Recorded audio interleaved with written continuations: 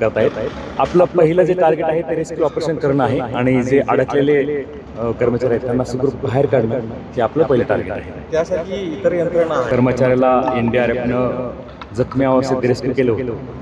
त्याची दुर्दैवानं दवाखान्यामध्ये डेथ झाली. सांगितलं की या तपासामध्ये आपण जो एडीआर दाखल केला आहे त्याच्यामध्ये आपण रीतसर आणि कायदेशीर चौकशी करत आहोत. त्या चौकशीमध्ये ज्या ज्या काही फॅक्ट्स आहेत त्याप्रमाणे आपण पुढील कायदेशीर कारवाई नक्की करू. ॲज अ पोलीस प्रशासन आपण समन्वयाचं काम करतो. आमचा उद्देश हाच आहे की लवकरात लवकर मोहीम संपली पाहिजे, जेणेकरून जसं तुम्ही फर्स्ट डेपासून पाहत आहात की घटना झाल्यापासून पोलीस इथं हजर आहेत. मान्य पोलीस आयुक्त साहेब, मान्य आयुक्त साहेब, मान्य अप्पर पोलीस आयुक्त साहेब सर्वांनी इथं भेट दिलेली आहे. फर्स्ट डेपासून दिवसाला एक DCP रँकचा ऑफिसर आणि एक ACP रँकचा ऑफिसर आणि किमान 4 PI आणि बाकी आपले 50पेक्षा जास्त अंमलदार इथं समन्वयाचं काम करतात. नाईटलासुद्धा एक DCP रँक ऑफिसर आहे, एक ACP रँक ऑफिसर आणि बाकी सेम आपलं अधिकारी अंमलदार या समन्वयासाठी काम करत आहेत. आपलं पहिलं जे टार्गेट आहे ते रेस्क्यू ऑपरेशन करणं आहे आणि जे अडकलेले कर्मचारी आहेत त्यांना सुखरूप बाहेर काढणं हे आपलं पहिलं टार्गेट आहे. त्यासाठी इतर यंत्रणा आहेत. आपण या संदर्भामध्ये काही सुमोटो तक्रार दाखल करून घेतली किंवा एकंदरीत गुन्हे दाखल झाले आहेत का, शक्यता तरी आहे? ह्या संदर्भात एक जो कर्मचाऱ्याला एनडीआरएफनं जखमी अवस्थेत रेस्क्यू केलं होतं त्याची दुर्दैवानं दवाखान्यामध्ये डेथ झालेली आहे आणि त्या संदर्भात आपण अकस्मातमध्ये दाखल केलेला आहे. काल MIDC भोसरी पोलीस स्टेशनला अकस्मातमध्ये दाखल आहे. त्याचा तपास सुरू आहे. तपास त्याचा सध्या सुरू आहे. त्यानुसार पुढील तपास जो तुम्ही सुरू आहे म्हणताय, तर कुठल्या अनुषंगाने आणि कोणत्या अँगलनं हा तपास सुरू आहे?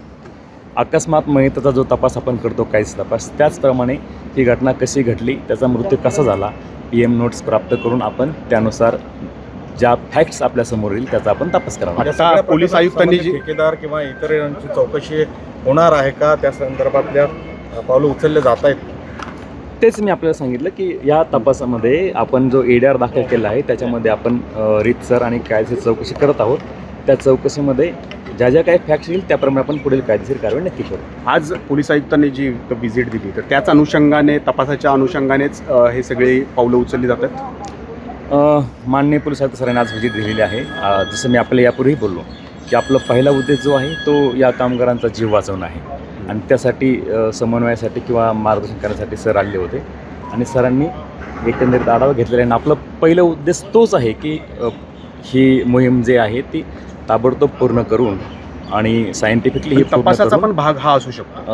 आपण जे कामगार अडकलेले आहेत त्यांना आरोप आहे खूप संत गतीने हे सगळी यंत्रणा कार्यरत आहे. तुम्ही म्हणता इकडे आहात, आत्ता जी माहिती दिली त्यानुसार 12च पोकलेन आहेत आता आयुक्त म्हणतात, पण घटनास्थळी वेगळीच चित्र दिसतंय.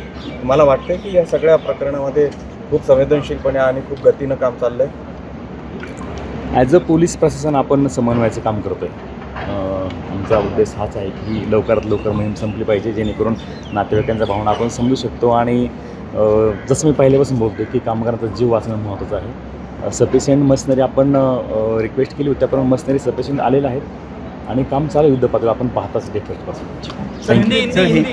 नातेवाईकांच्या भावना आपण समजू शकतो. आणि जसं मी पहिल्यापासून बोलतो की कामगारांचा जीव वाचणं महत्त्वाचं आहे. सफिशियंट मशिनरी आपण रिक्वेस्ट केली होती, त्याप्रमाणे मशिनरी सफिशियंट आलेलं आहेत आणि काम चालू युद्ध पातळीवर आपण पाहताच देखील. महाराष्ट्रातील सर्व बातम्यांचे विश्वासार्ह व्यासपीठ, सकाळच्या सर्व सोशल मीडिया प्लॅटफॉर्मला लाईक, फॉलो आणि सबस्क्राईब करा. तसंच सर्व नोटिफिकेशनसाठी बेल आयकॉन प्रेस करायला विसरू नका.